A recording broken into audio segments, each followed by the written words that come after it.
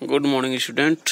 आज हम एक नया टॉपिक लेकर आए हैं आपके लिए, जिसका नाम है टी टेस्ट या छात्र का टी परीक्षण जिसको बोलते हैं। ओके, तो आइए देखते हैं टी टेस्ट कब अप्लाई होगा और कब अप्लाई नहीं होता है या किसका ये अनुसरण करता है। ठीक है, तो देखिए, when the sample size is smaller, the ratio z equal to mod of x bar minus mu upon s upon root n will follow t distribution and not the standard normal distribution। यानी कि क्या होता है, जब हमारा जो sample होता है, जो नमूना होता है, उसका आकार छोटा हो गया, ठीक है ना, जो जिस नमूने का आकार छोटा होता है तो जो रेशियो रहता है z equal to mod of x bar minus mu upon s upon root n, तो ये क्या करता है, टी वितरण का पालन करता है, यानी कि टी डिस्ट्रीब्यूशन का ये पालन करता है, न कि स्टैंडर्ड नॉर्मल डिस्ट्रीब्यूशन का। ठीक है, इसलिए ये जो टेस्ट रहता है उसका जो डाटा है उसको क्या करते हैं, t equal to mod of x bar minus mu upon s upon root n, यानी कि इसको हम क्या करते हैं, एक मानक सामान्य वितरण न लेकर के इसको हम t वितरण के फॉर्म में लेते हैं। मतलब z के स्थान पर क्या आ जाएगा, यहाँ पर t हो जाएगा।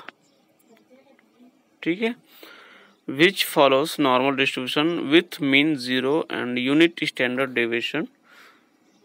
यानी कि ये जो t का वैल्यू होता है जो सामान्यतः 0 और इकाई स्टैंडर्ड जो यूनिट स्टैंडर्ड डेविएशन रहता है उसके साथ ही नॉर्मल डिस्ट्रीब्यूशन का अनुसरण करता है। ठीक है ना, जो नॉर्मल डिस्ट्रीब्यूशन रहता है उसका ये क्या करता है, फॉलो करता है। ठीक है, दिस फॉलोस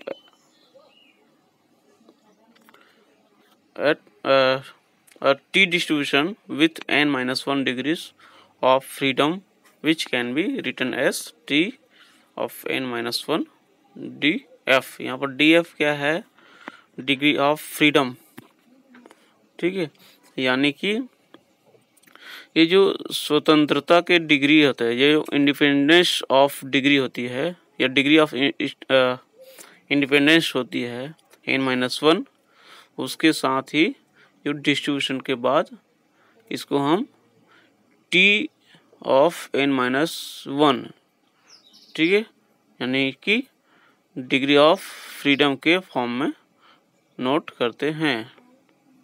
ठीक है, this fact was brought out by Sir William Ghost and Professor R.A. Fisher।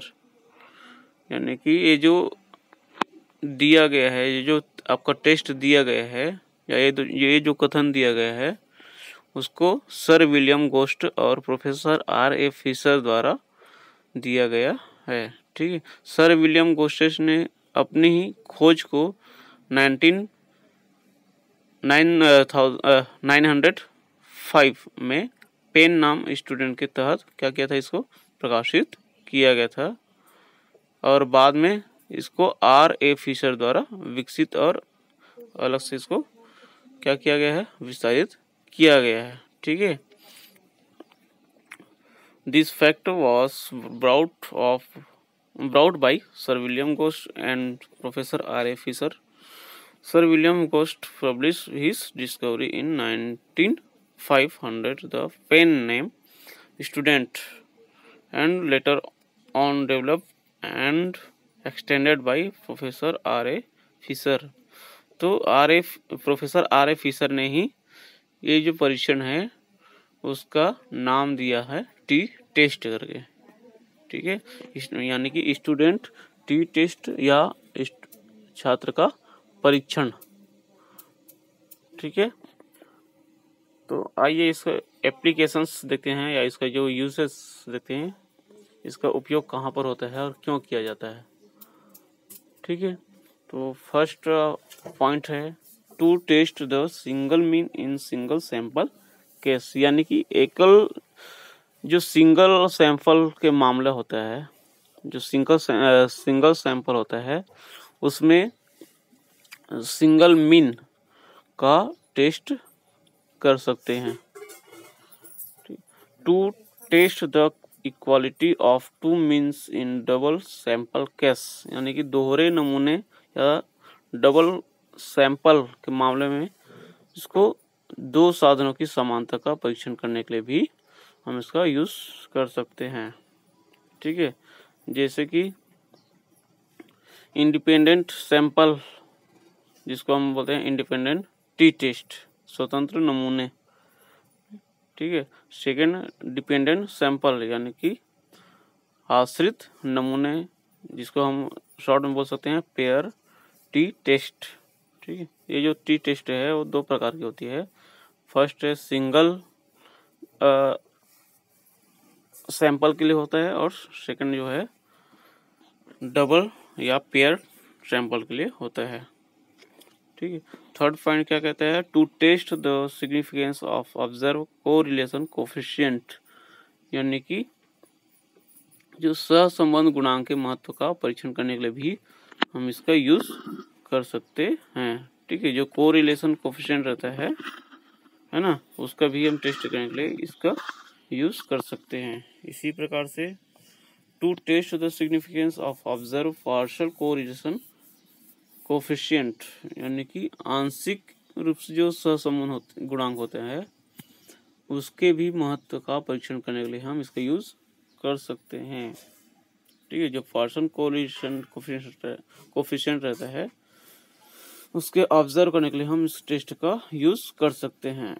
To test the significance of observe regression coefficient, यानी कि प्रतिगमन जो गुणांक रहता है जिसको हम बोलते हैं रिग्रेशन कोफिशिएंट, इसके महत्व का परीक्षण करने के लिए भी हम इसका यूज कर सकते हैं। ओके, ठीक।